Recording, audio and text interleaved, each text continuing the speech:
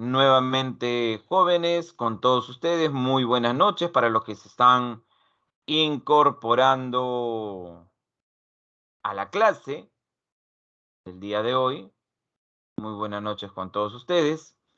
Y nuestra clase de hoy, jóvenes, tiene que ver con el primer militarismo. Este es el periodo post-consolidación de nuestra independencia. Hace poco, jóvenes, nosotros hemos recordado o hemos pasado un día que tiene que ver con la consolidación de nuestra independencia. A ver, ¿a qué acontecimiento me estoy refiriendo, jóvenes?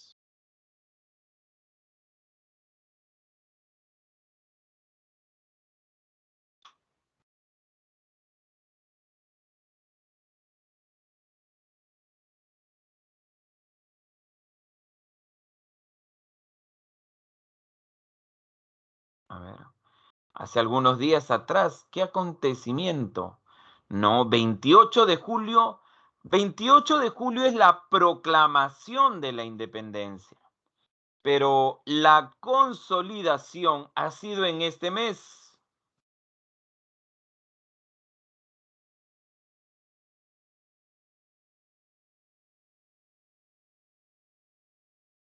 Muy bien, la batalla de Ayacucho. Claro que sí. Se consolida nuestra independencia. Buenas noches con todos los que están ingresando a la clase. Y a ver, jóvenes, el día de hoy vamos a ver las características generales de este primer militarismo, así como también los gobiernos jóvenes que se desarrollaron durante esta etapa.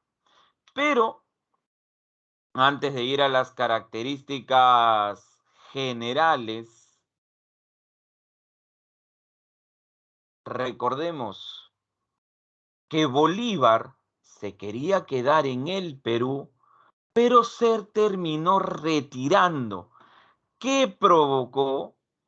¿Qué provocó, jóvenes, la salida de Bolívar del Perú?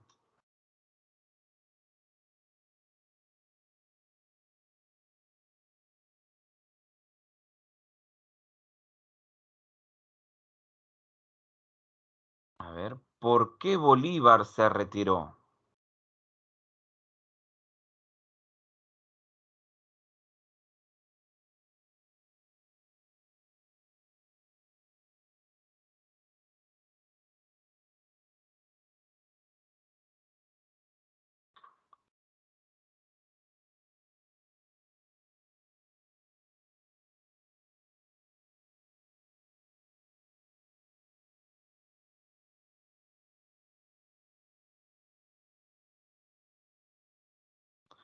Muy bien, excelente. Se retiró, jóvenes, porque la Gran Colombia se encontraba en una guerra civil y quería evitar la fragmentación de este territorio. Muy bien, excelente. Muy bien. Y cuando Bolívar se retiró, cuando Bolívar se retira, ¿quién se queda a cargo?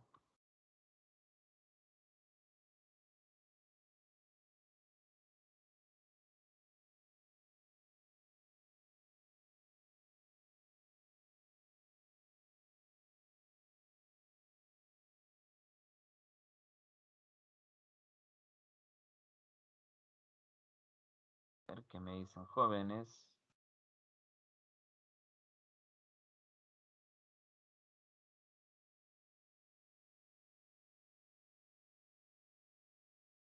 A ver, ¿quién se quedó a cargo del Perú?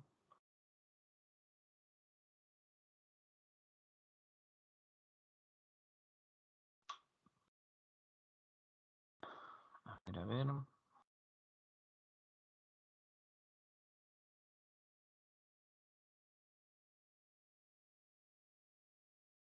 La respuesta sería Andrés de Santa Cruz, quien termina, jóvenes, convocando,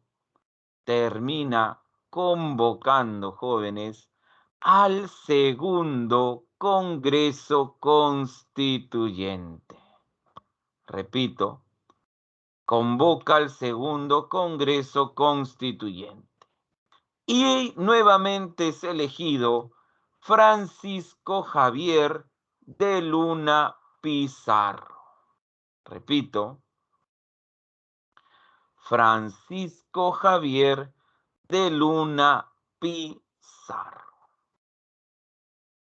Y ahí tenemos que él establece un gobierno liberal y elige a José de la Mar como el presidente o primer presidente del Perú de nuestra vida republicana independiente.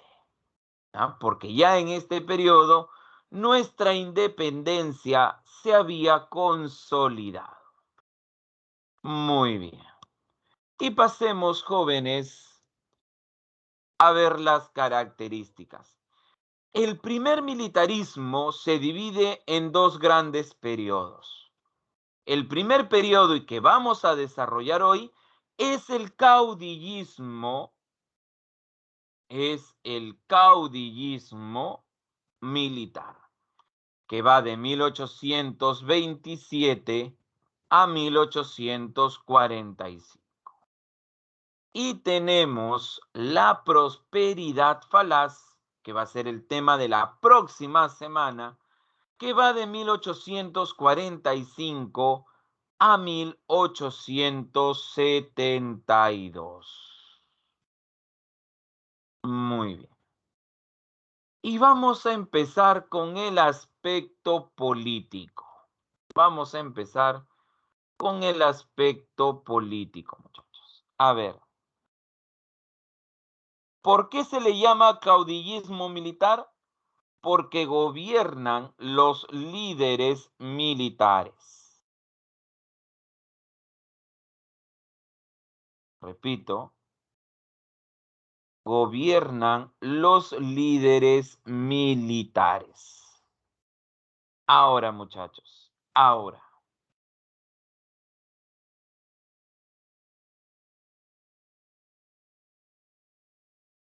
¿Por qué? A ver, miren las características rápidamente. ¿Ah?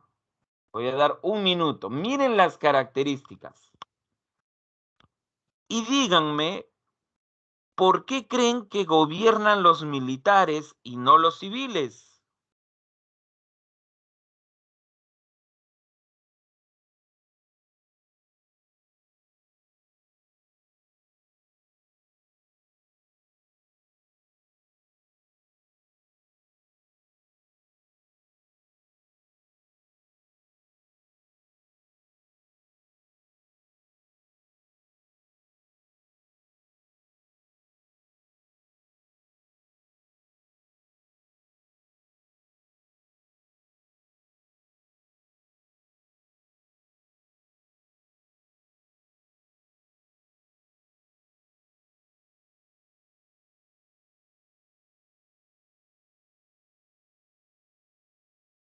Ya, es cierto, los militares van a tener prestigio porque justamente ellos derrotan a los españoles.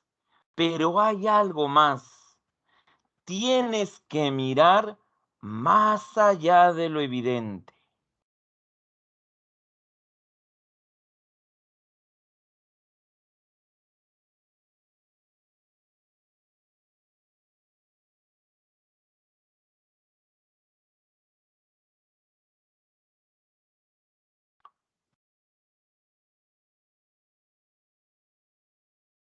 Muy bien, los civiles, recuerden, había una decadencia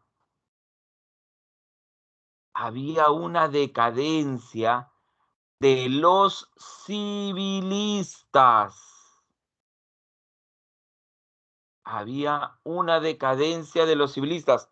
Habían tendencias, es cierto. No habían partidos políticos. No habían partidos políticos.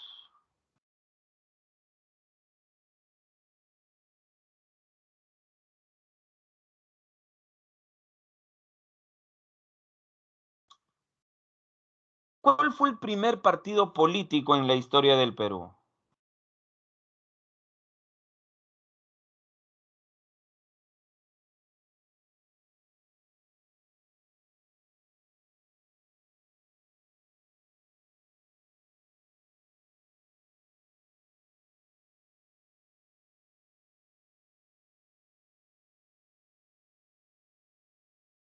No, no fue el APRA. El APRA se fundó siglo XX. No fue el partido aprista. El APRA se fundó hacia 1924, 25, si es que mi memoria no me falla.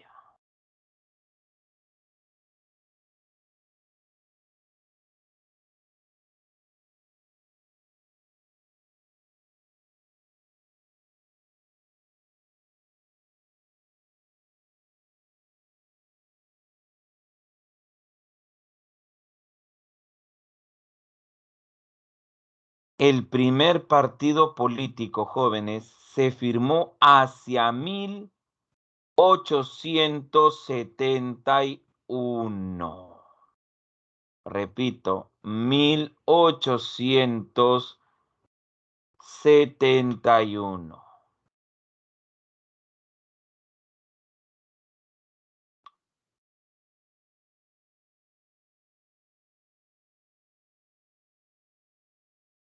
Muy bien, el Partido Civil. El Partido Civil, muchachos. Muy bien. Entonces, miren después de cuánto tiempo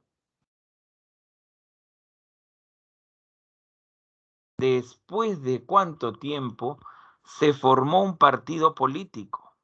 Entonces, la crisis, jóvenes,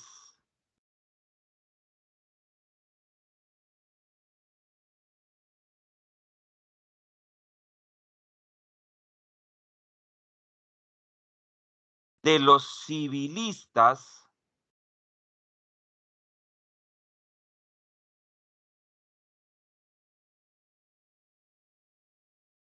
la crisis de los civilistas jóvenes o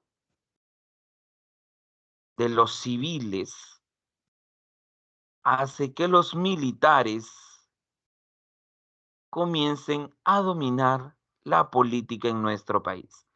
Además, los militares y la iglesia, como puedes observar ahí,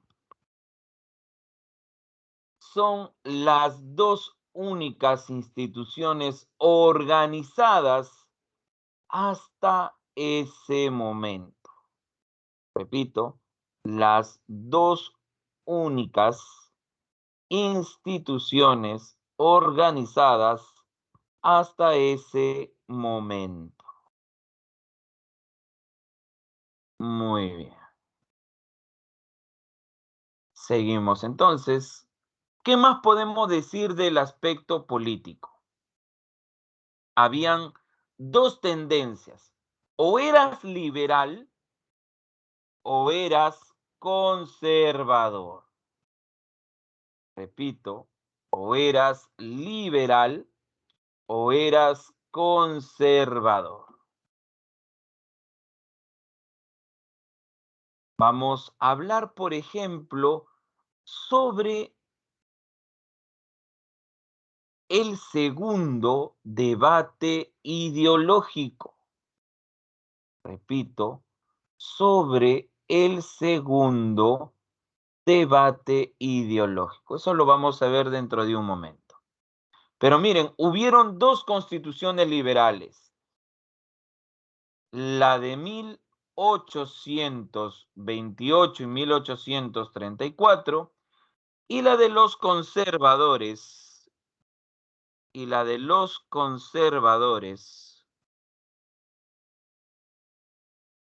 1839.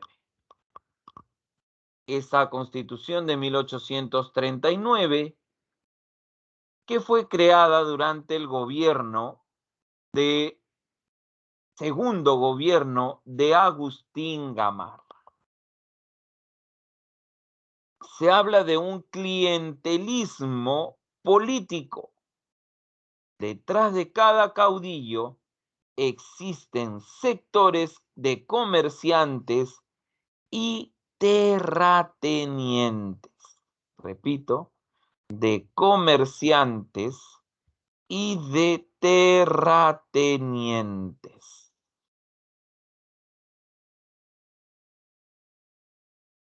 ¿Por qué apoyaban de esta manera a estos caudillos?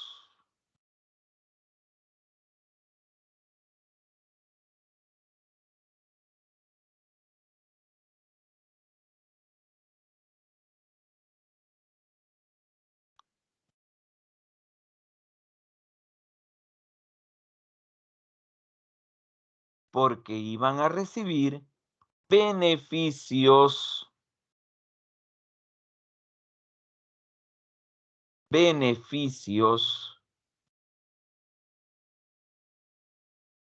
políticos, muchachos. Repito, para recibir beneficios políticos. Muy bien.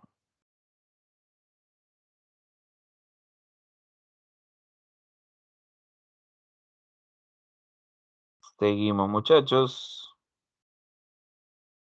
Y centralismo político. Centralismo político, porque todas las instituciones del Estado se encontraban en Lima. Repito, se encontraban en Lima.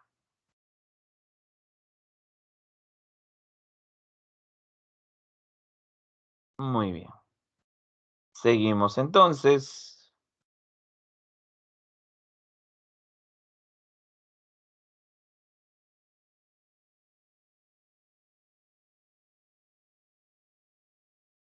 Y vamos con el aspecto político, seguimos con el aspecto político y vamos al segundo debate ideológico.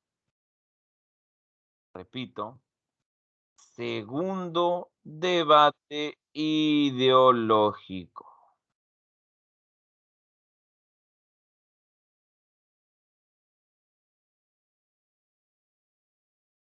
Y acá tenemos, jóvenes, acá tenemos a liberales versus conservadores.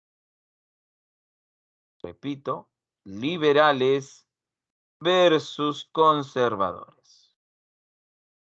Desde el punto de vista, jóvenes, de los liberales, para ellos el poder lo debe tener el legislativo.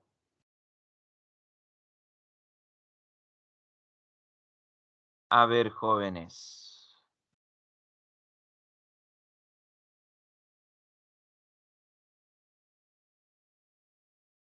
Cuando hablamos de legislativo, ¿de qué institución del Estado estamos hablando, muchachos?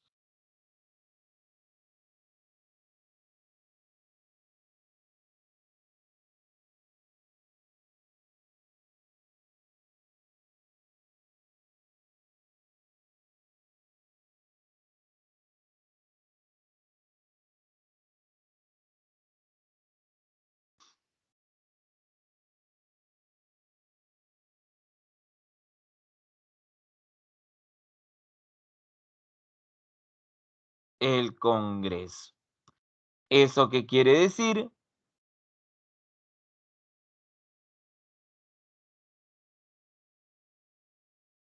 que el Congreso debe tener mayor poder que el presidente. No se olvide. Muy bien.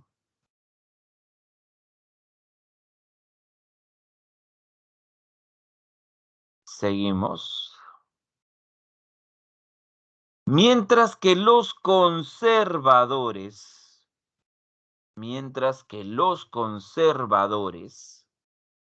plantean que el Ejecutivo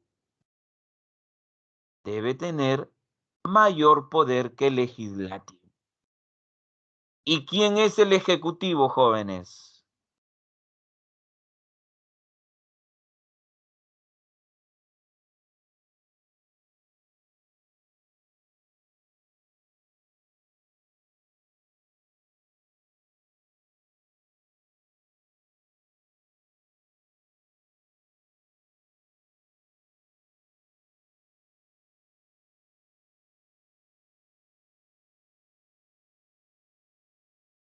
El presidente. Y si el presidente, jóvenes, quiere tener mayor poder que el legislativo, ¿cuál va a ser la característica de esos presidentes?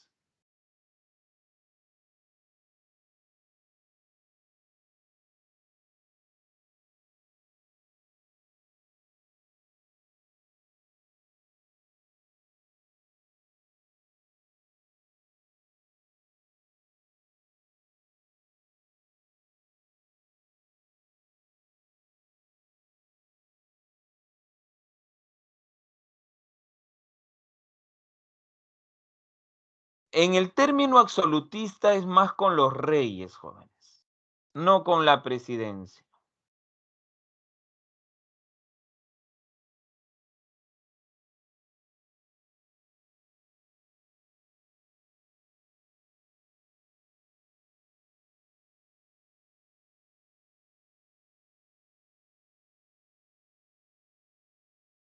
A ver, a ver.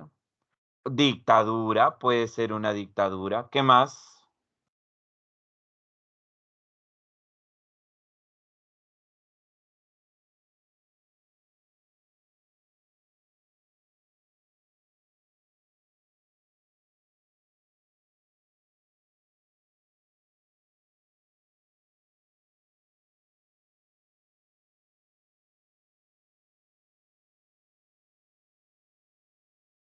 Autoritario.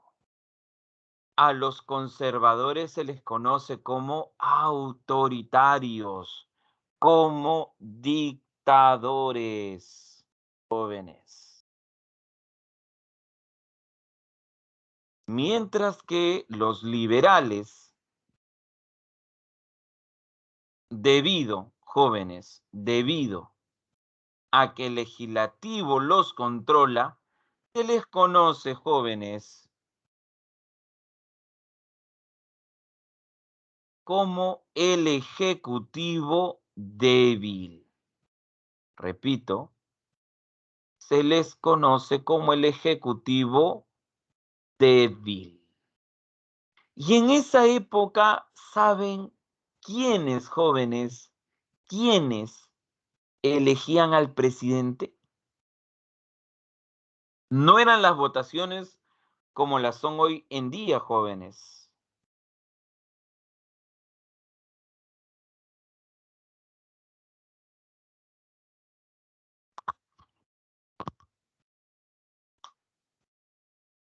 A ver, ¿quién elegía al presidente? ¿Cómo se elegía al presidente?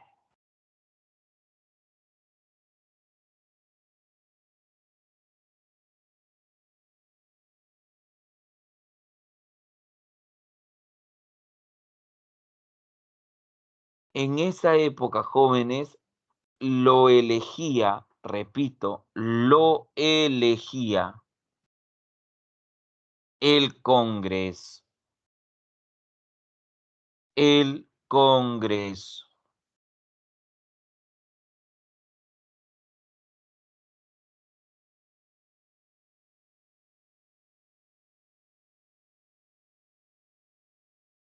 Muy bien. Entonces, el Congreso elegía a presidentes, repito, elegía a presidentes liberales. A ver, muchachos.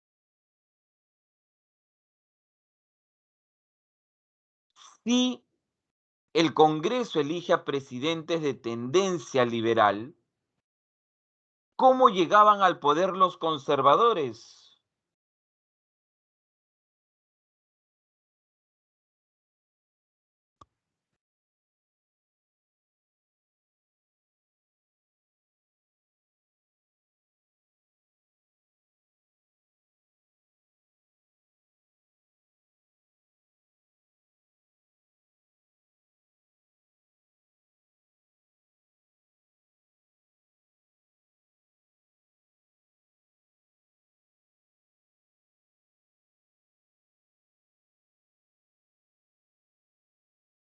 Muy bien.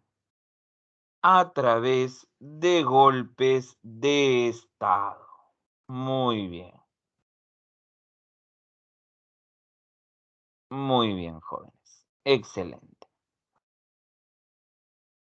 Pero antes de continuar, observen lo que dice ahí. También habían tendencias económicas entre liberales y conservadores. Los liberales planteaban un libre comercio, mientras que los conservadores planteaban una economía proteccionista. A ver,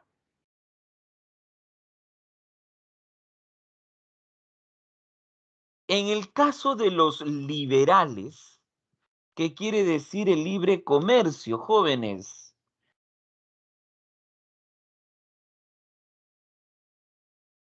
El libre comercio, muchachos, el Estado no interviene.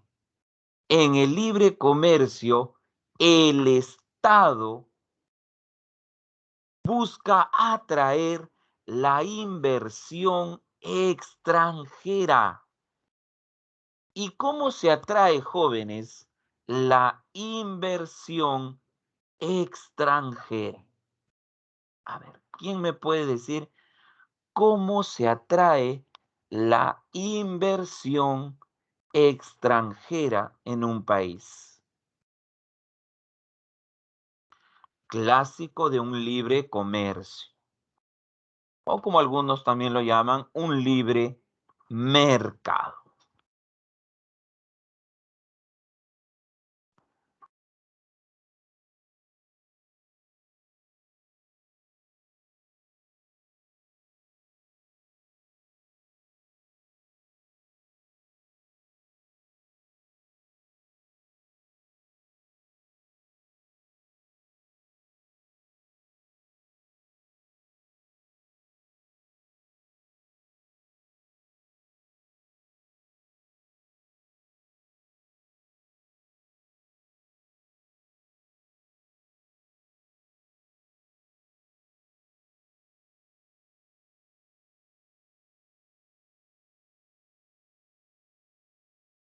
Muy bien, bajando los impuestos, bajando los impuestos. Muy bien, para atraer la inversión extranjera.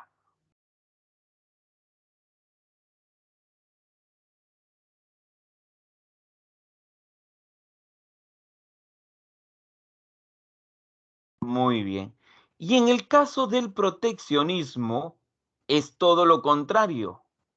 Se cierran de cierta manera,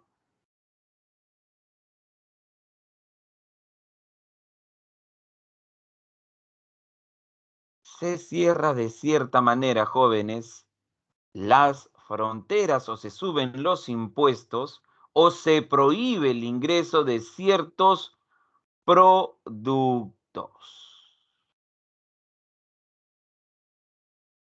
Obviamente para que no compitan con los productos nacionales. Muy bien. Entonces, ya sabes, llegan a través de golpes de Estado. Justamente vamos al aspecto económico. Tras nuestra independencia, jóvenes, tras nuestra independencia, el Perú llega a su vida independiente a través, jóvenes, de una deuda externa, ¿no? O sea, nuestra vida independiente la iniciamos con una deuda externa. ¿A quiénes le debíamos dinero, muchachos? ¿Los conservadores son autarquistas? Sí, se podría decir que sí. Por eso hablamos de autoritarios, de dictadores.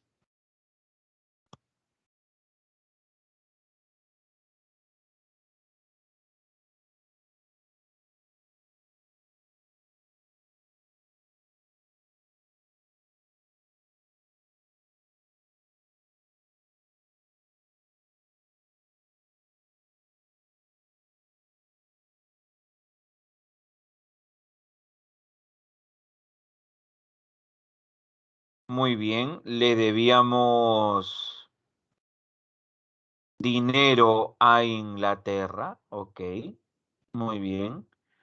Pero solamente le debíamos dinero a Inglaterra, jóvenes.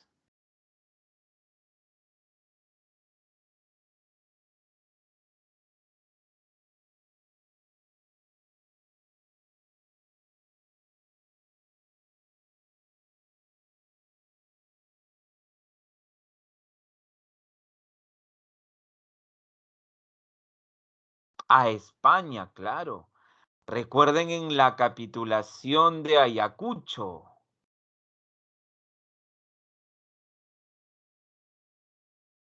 A España. A Inglaterra le debíamos dinero, recuerden, por el empréstito que llegó durante el gobierno de Ribagüero, 1.200.000 libras esterlinas. ¿Se acuerdan?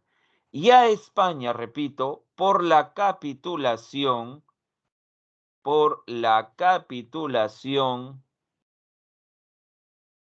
de Ayacucho. Por la capitulación de Ayacucho.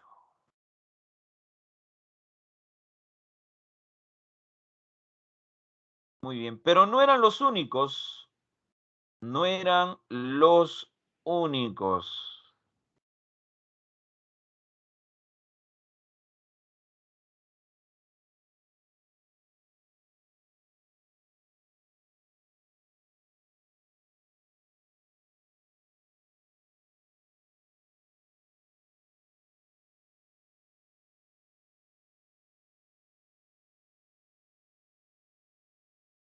A ver, ¿quién es más? Chile, exacto, Chile,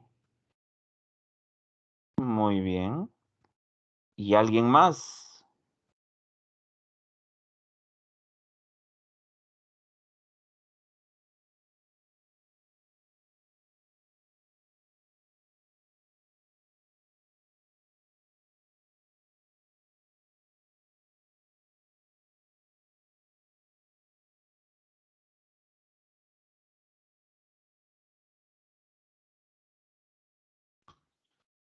Argentina, claro que sí.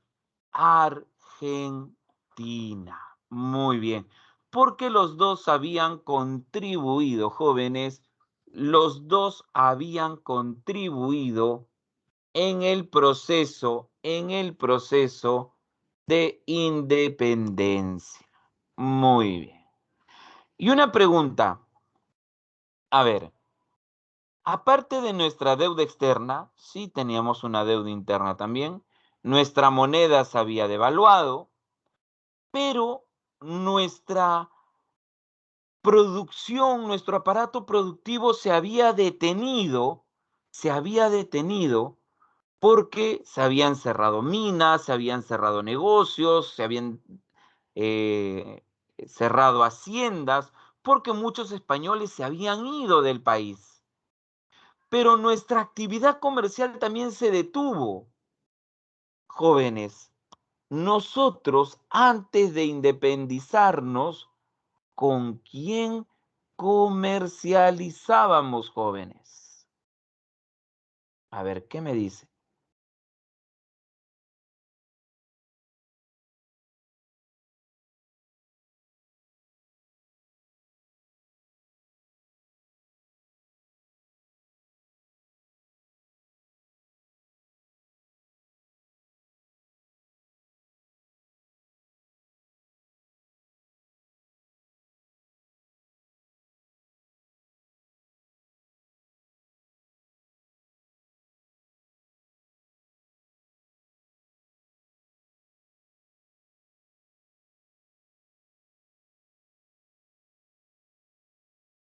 Muy bien, España, ¿cierto? Muy bien, España.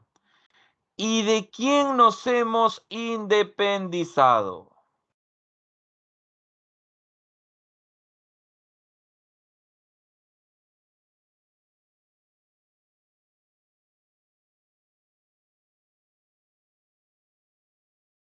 De España. Muy bien, de España. ¿Y tú crees que España va a seguir comercializando con nosotros?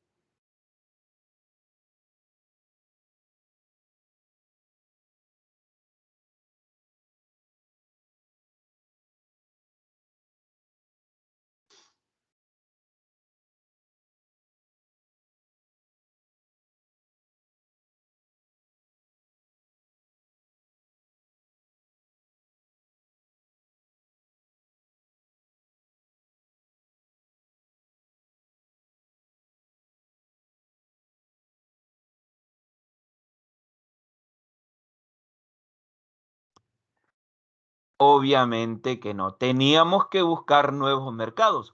Pero ya para eso, habían otros países que ya estaban desarrollando una actividad comercial.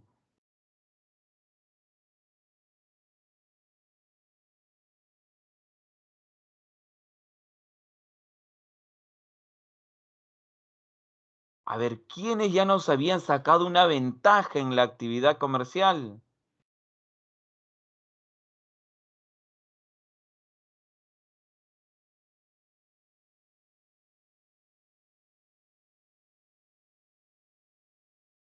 Chile, Valparaíso.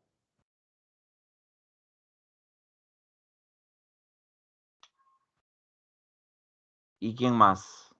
Chile en el Pacífico. Y en el Atlántico,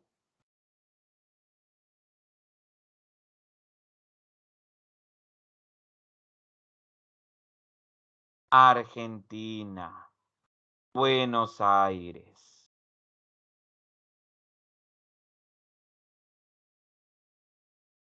Muy bien, excelente. Nuestros principales ingresos, jóvenes, durante nuestra vida republicana independiente, durante este primer caudillismo, bueno, durante este caudillismo militar, tenemos al tributo indígena y a las aduanas internas. Repito, al tributo indígena y a las aduanas internas. Esos eran los principales, repito, ingresos.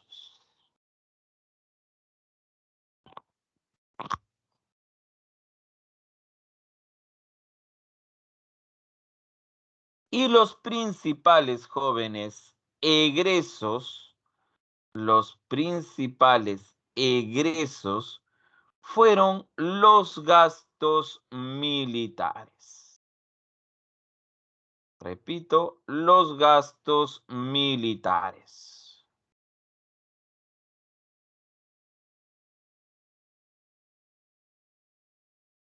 Muy bien.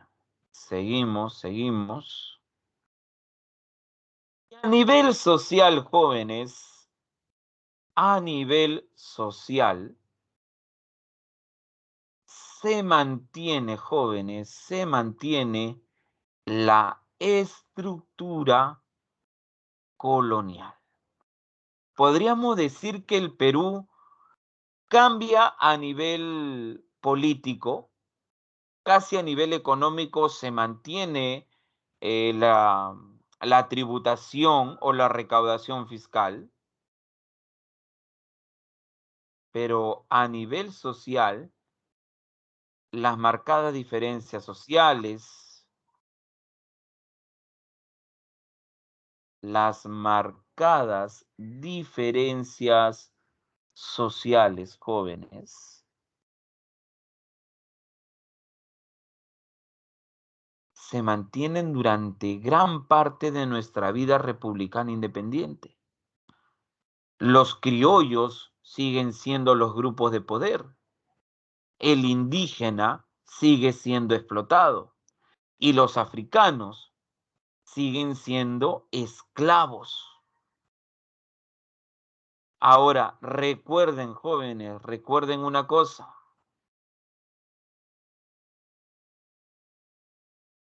Los criollos eran hijos de españoles nacidos en América, nacidos en América. Pero ahora estos españoles,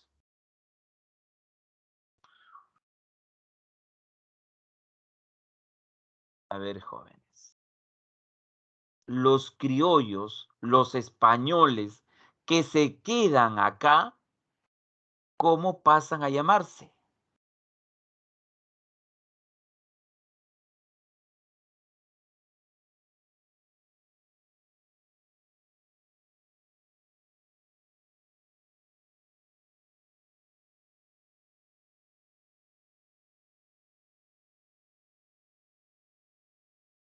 Pasan a llamarse peruanos. Muy bien. Pasan a llamarse peruanos. Muy bien. Muy bien. Seguimos entonces. Y en el aspecto territorial, jóvenes, en el aspecto territorial, tenemos ahí dos principios. El de uti possidetis in juris, que tiene que ver, jóvenes, que tiene que ver con que el Perú tiene que mantener los territorios que tenía hacia 1810. Es decir, tal como está en el mapa. ¿Ah? Tal como está en el mapa. Así debió ser el mapa del Perú. Pero por libre determinación de los pueblos, repito,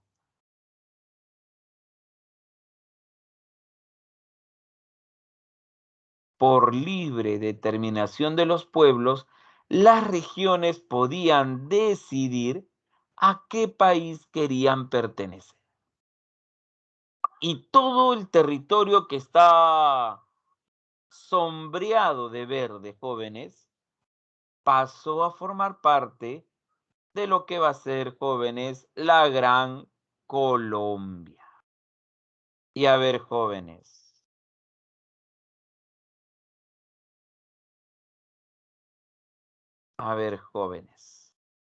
ese territorio sombreado, ¿a qué actual o qué actual territorio es?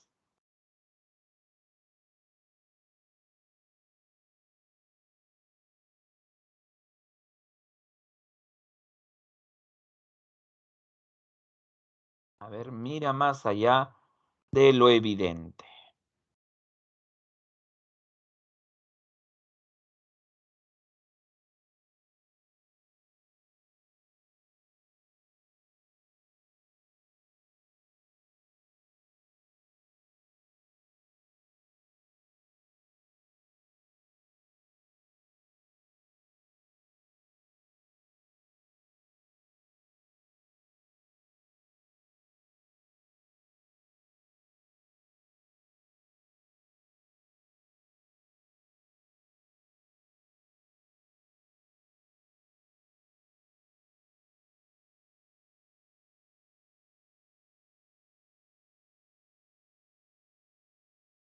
Ya, hoy pertenece al actual territorio de Ecuador. ¿Pero qué territorio es?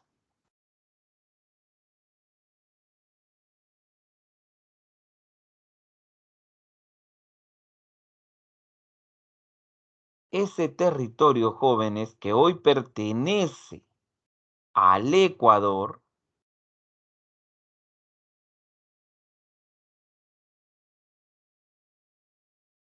era Guayaquil, jóvenes. Guayaquil, repito, por libre determinación de los pueblos, decidió, jóvenes, quedarse con la Gran Colombia. Muy bien. Seguimos.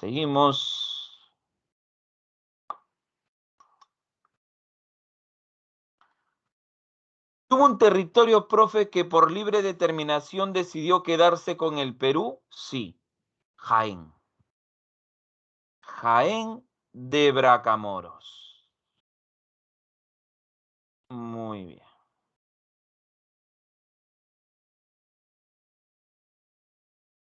Lo que hoy vendría a ser Cajamarca. Y vamos a empezar con el gobierno de la mar, gobierno liberal, pero que no duró mucho tiempo, ya que fue sacado del poder por un golpe de Estado. No se olviden que eso es una de las características, jóvenes, es una de las características de los gobiernos republicanos. Repito, de los gobiernos republicanos.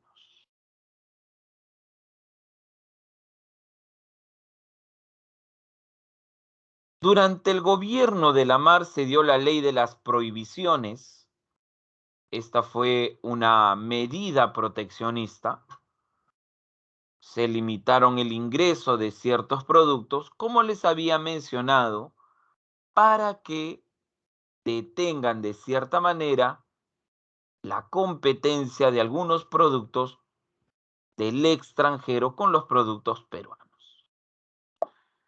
Como se restableció la contribución personal, o lo que conocemos el tributo indígena, en Ayacucho, jóvenes, en Ayacucho,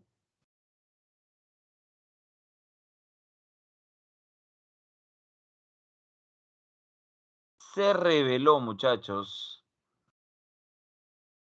un grupo de campesinos, los llamados iquichanos o del pueblo de Iquicha, dirigidos por Antonio Navala Huachaca. Repito, Antonio Navala Huachaca. Se considera una rebelión antifiscal, quiere decir en contra, jóvenes, en contra de los impuestos, en contra del tributo indígena, en contra del diezmo a la hoja de coca.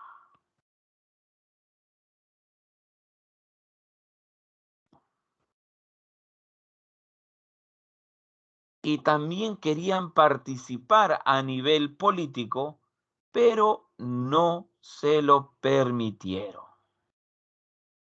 Repito, pero no se lo permitieron.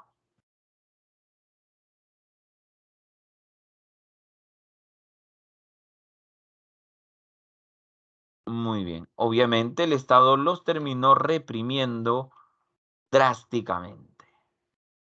En el motín de Chuquisaca, jóvenes, ese motín de Chuquisaca se produce en Bolivia.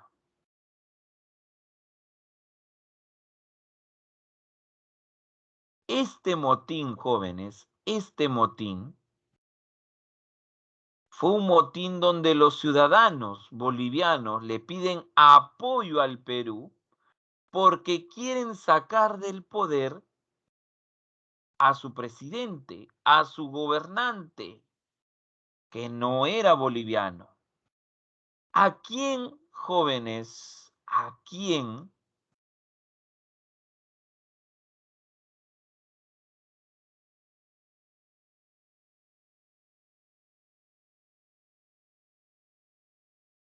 se había nombrado como presidente o primer presidente de Bolivia?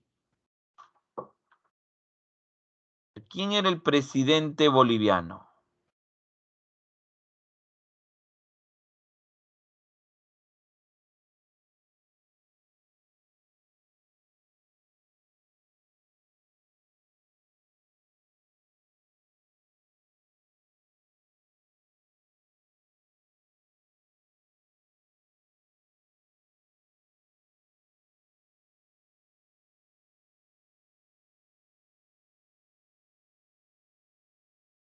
Sucre. Muy bien. Entonces acá querían destituir a Sucre.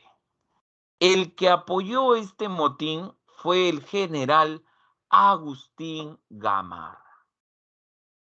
Y Sucre es sacado del poder a través del Tratado de Piquis. Esto provocó la guerra contra la Gran Colombia. Bolívar nos había declarado la guerra, jóvenes. Nos había declarado la guerra.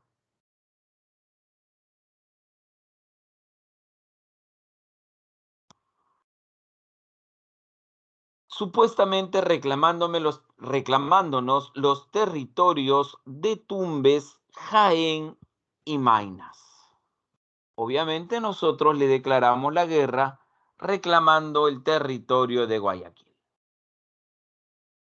Esta guerra durante el gobierno de la Mar llega a una pausa con la firma del Convenio Girón. No es, jóvenes, no es el fin de la guerra contra la Gran Colombia, porque la Mar quiso restablecer las guerras contra ellos, pero terminó siendo destituido. Agustín Gamarra le terminó haciendo un golpe de estado.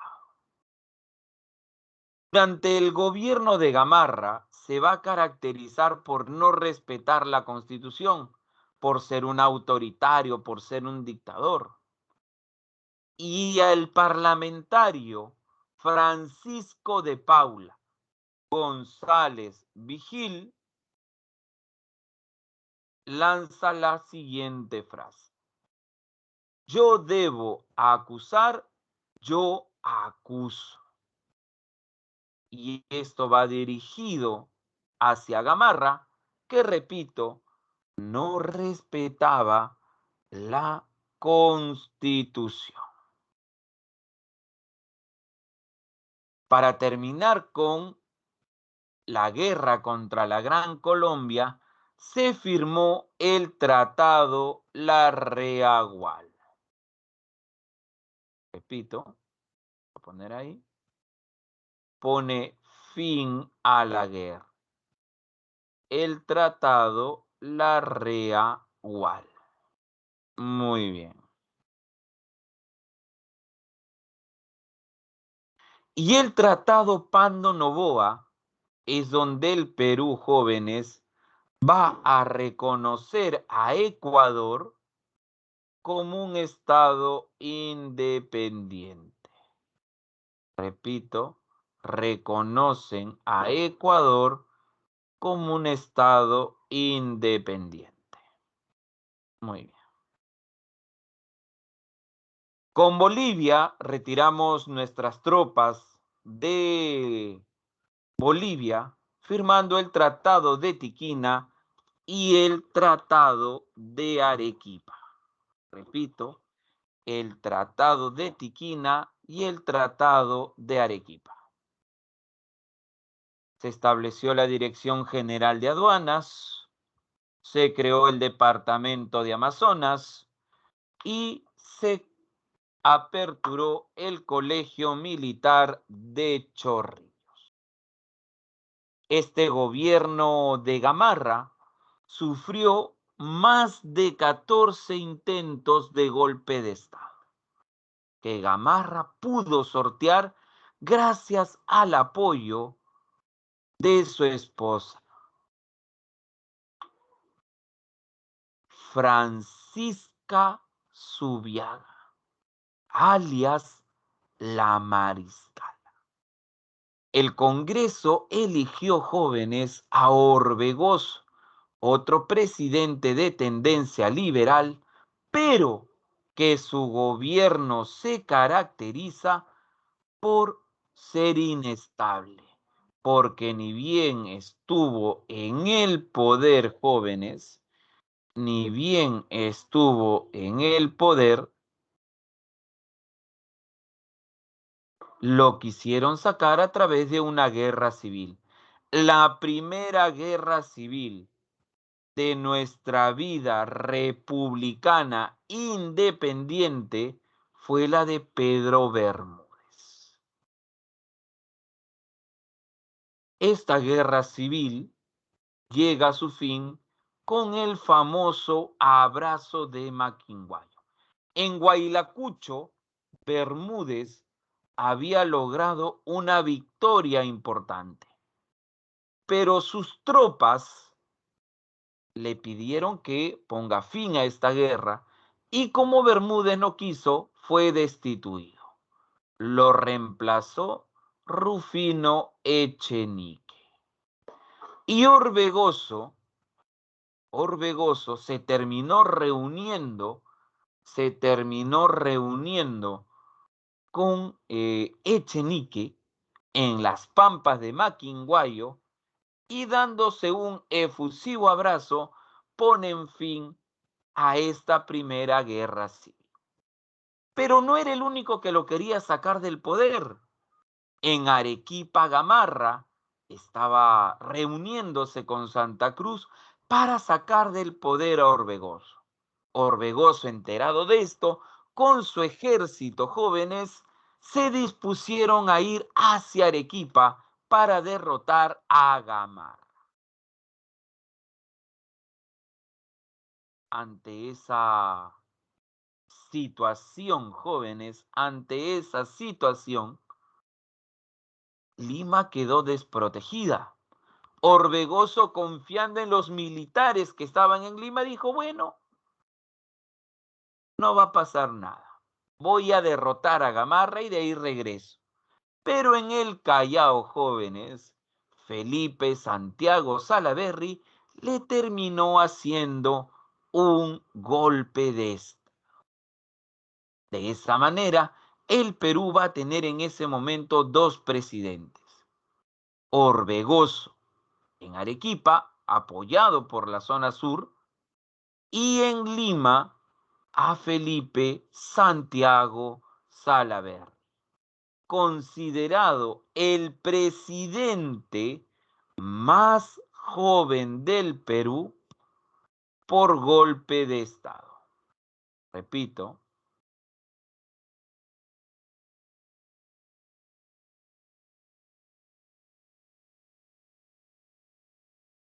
Repito, muchachos, considerado el presidente más joven del Perú por golpe de Estado, 29 años.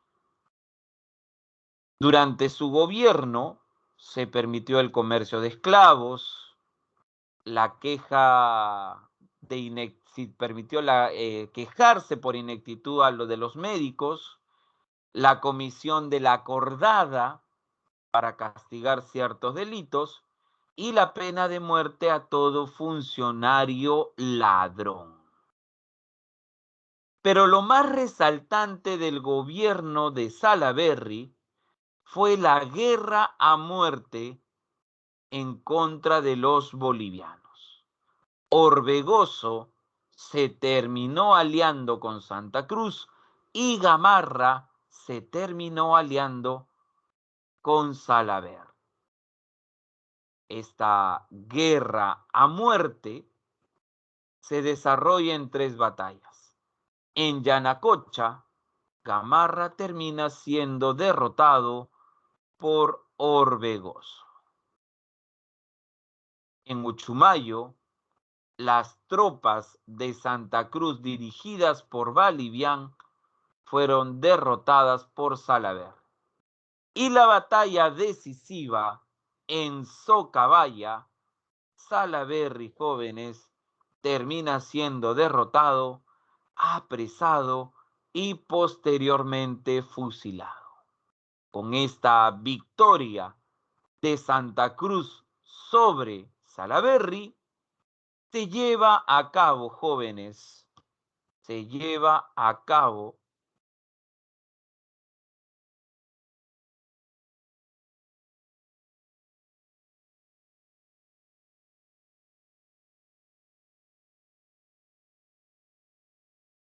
la alianza de Orbegoso y Santa Cruz. Es decir, se lleva a cabo la Confederación Perú-Bolivia. Lo que sucedió en esta confederación lo veremos al regresar de nuestro examen, muchachos. Repito, lo veremos al regresar de nuestro examen. Muy bien, chicos. Entonces voy a pasar a compartir inmediatamente el link del examen de hoy para que puedan ir a desarrollar su examen 10 minutos y regresamos para continuar con la última parte de nuestra clase de hoy.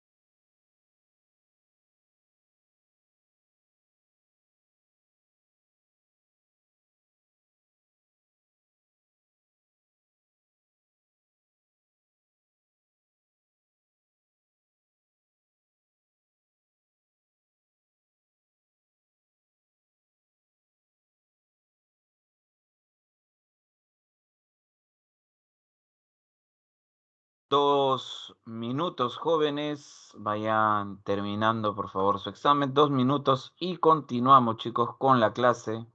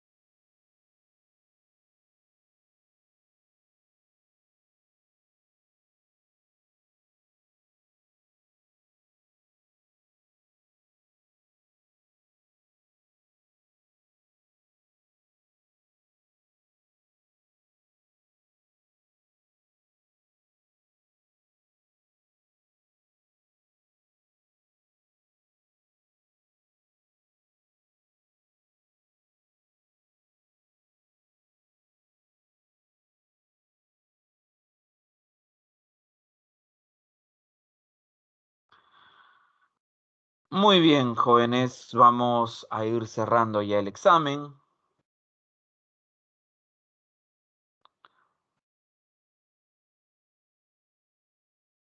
Muy bien, muy bien. Últimos segundos.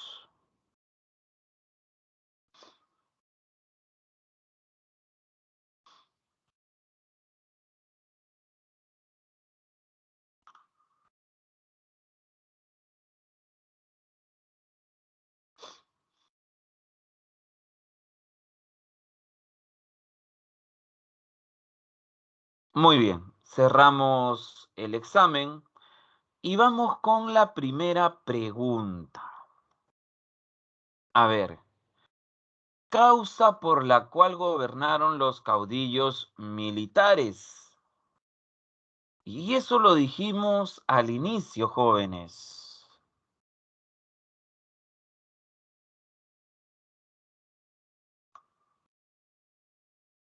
A ver, recuerden, los militares gobiernan porque no había una clase dirigente civil organizada. ¿Por qué no puede ser la A, profesor? Porque dice por la desorganización del partido civil. Pregunto, ¿para esta época ya existía el partido civil?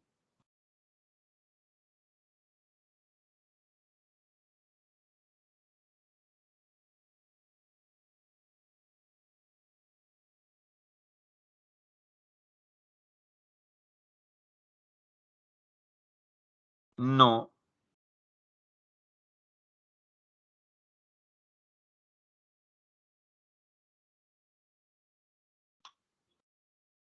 Entonces no puede ser la A, porque el partido civil no existía.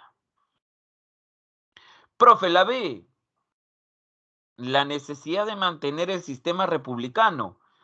Pero acá no estaba en discusión el sistema republicano, porque los dos eran republicanos, solamente que uno era liberal y el otro era conservador.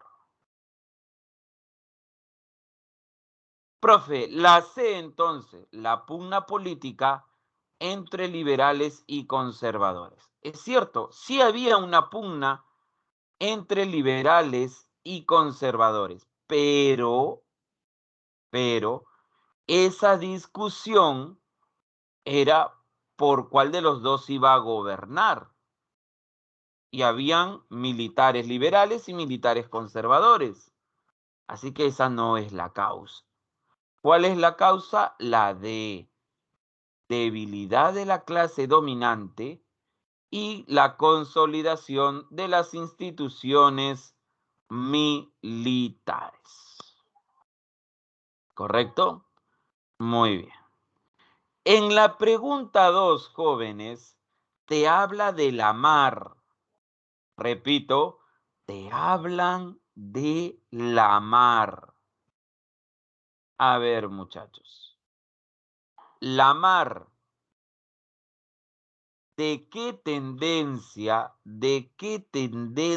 es la mar?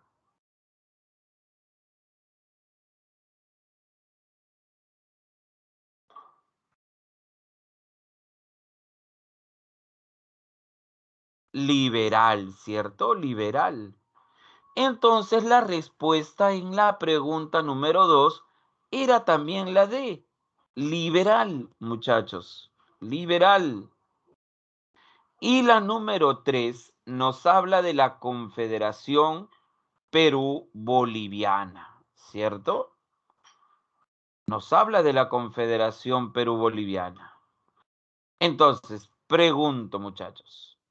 A ver, la respuesta es la A. Dice, la anexión de Bolivia a Perú. No es que Bolivia se anexe al Perú, sino que los dos países se unen. Por eso la respuesta, repito, es la A. El Perú no se divide en 3 estados, se divide en 2 estados.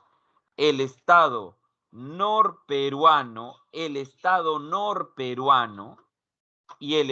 surperuano. Y el tercer estado es el estado boliviano, ¿sí o no? Y no es la anexión tampoco de Perú a Bolivia. Por eso en la pregunta número 3 la respuesta era, repito, la A, muchachos. Muy bien. A ver, Villavicencio, escucho tu pregunta.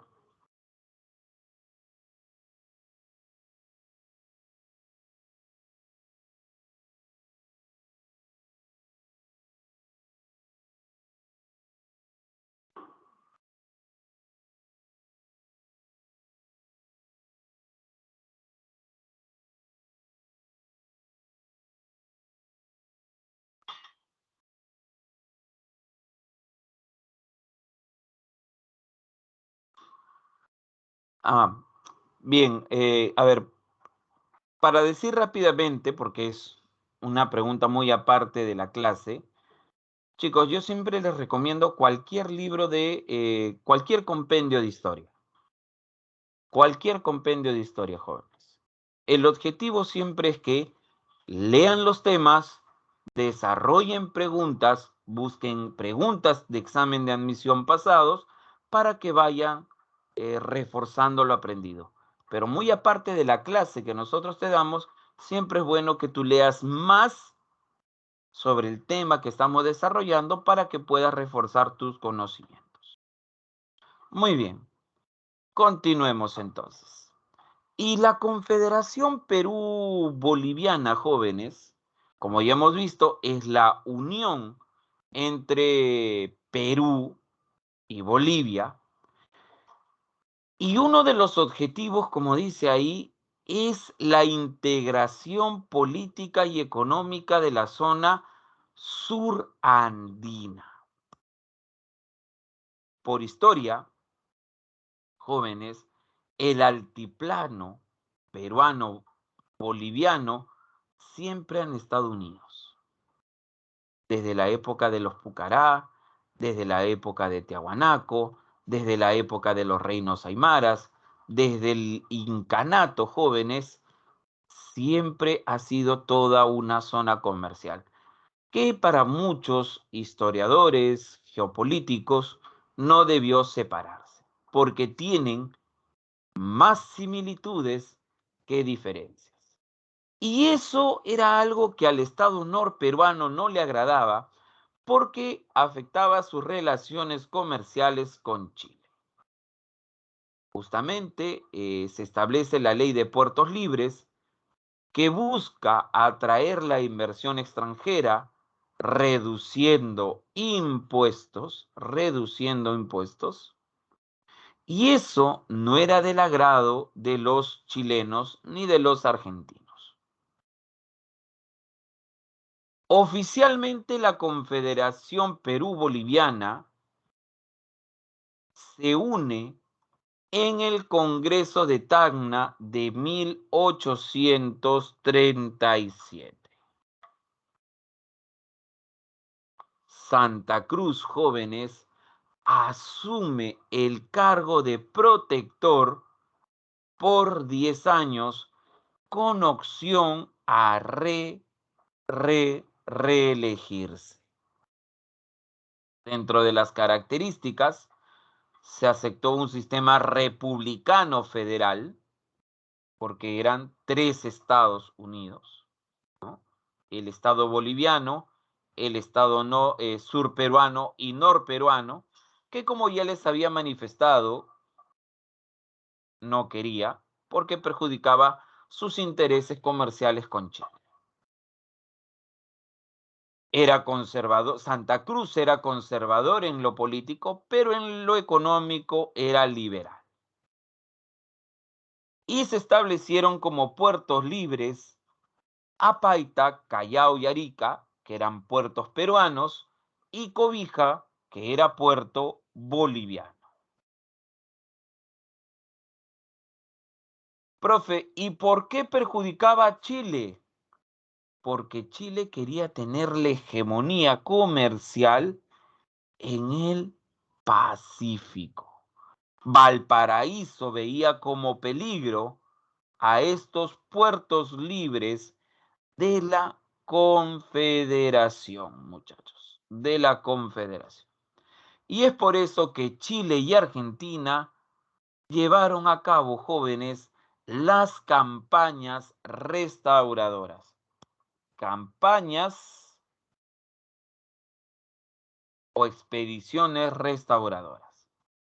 En la primera campaña o expedición restauradora a cargo de Blanco Encalada, terminó, jóvenes, siendo un fracaso. Repito, terminó siendo un fracaso.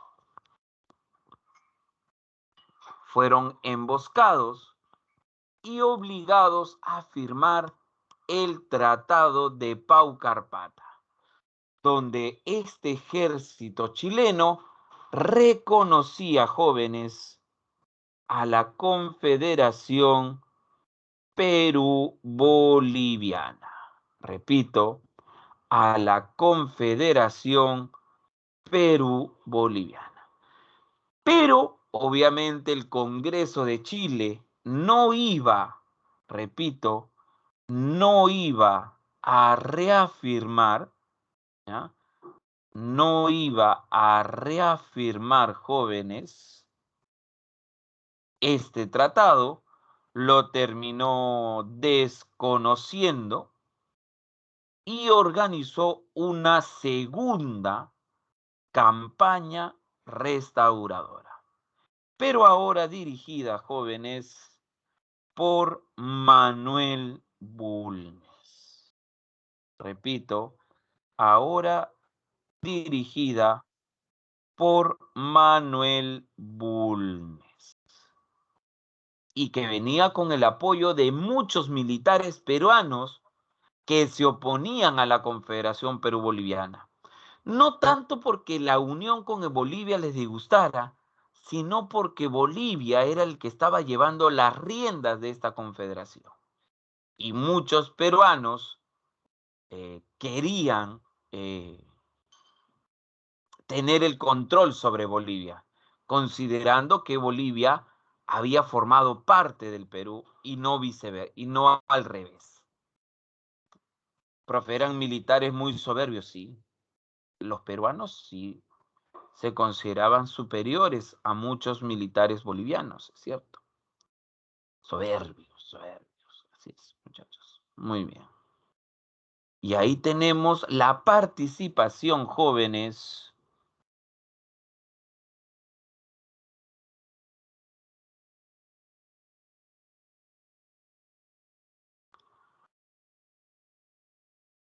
Repito, jóvenes, la participación de don Ramón Castilla fue muy importante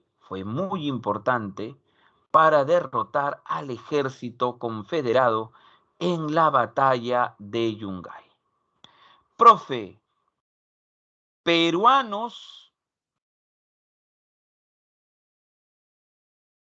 enfrentándose a peruanos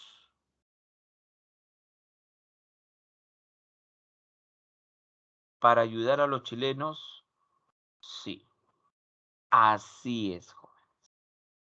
¿Por qué? Porque obviamente ahí primaban jóvenes, ahí primaban sus intereses particulares. En el Congreso de Huancayo, oficialmente se disolvió la Confederación Perú-Boliviana. Tras estos acontecimientos, en ese Congreso de Huancayo se eligió como presidente a Agustín Gamarra. Se inicia su segundo gobierno, estableciéndose la Constitución de 1839. Durante este gobierno de Gamarra, se inicia el comercio del guano a través del sistema de arrendamientos, sistema que vamos a explicar la próxima clase, a través, jóvenes, del tema de la prosperidad falaz. Se fundó el Colegio Guadalupe, se fundó el diario El Comercio, y Gamarra muere en su ley, intentando invadir Bolivia. Lamentablemente, Gamarra muere en el campo de batalla en Ingavi. Tras la muerte de Gamarra, el Perú va a entrar en una inestabilidad política que la historia lo va a conocer como la anarquía militar. Pero eso, jóvenes, es otra historia, que lo veremos la próxima semana a la misma hora y por el mismo canal. Muchas gracias, jóvenes, a todos ustedes por su atención y participación en la clase de hoy, y nos estaremos viendo hasta otra oportunidad. Que tengan muy buenas noches. Cuídense, muchachos. Nos vemos.